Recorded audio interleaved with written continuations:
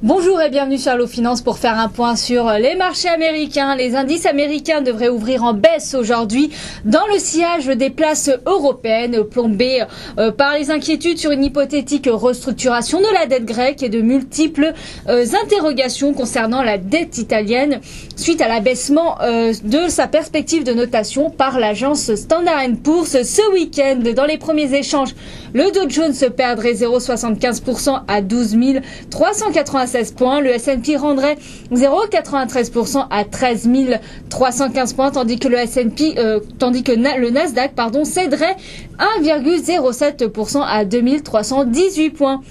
Comme en Europe, le compartiment financier est sous pression, à l'image de Bank of America, JP Morgan Chase, Wells Fargo, Citigroup et Goldman Sachs qui dévissent de plus de 1%.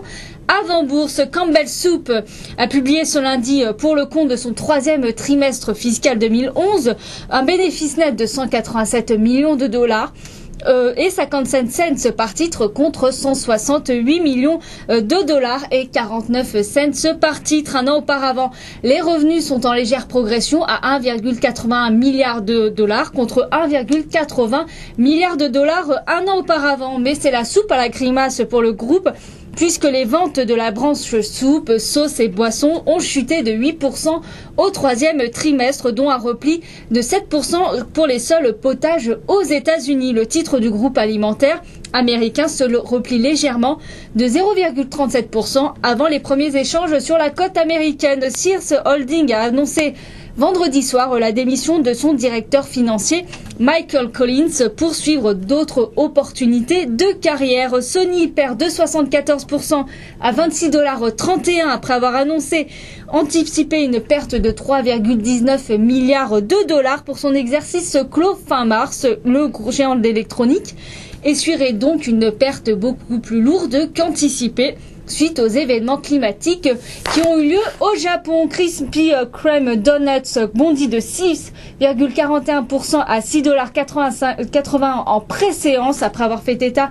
d'un doublement de son bénéfice au terme de son premier trimestre fiscal à 9,2 millions de dollars et 13 cents par titre contre 4,5 millions de dollars et 6 cents par action un an auparavant.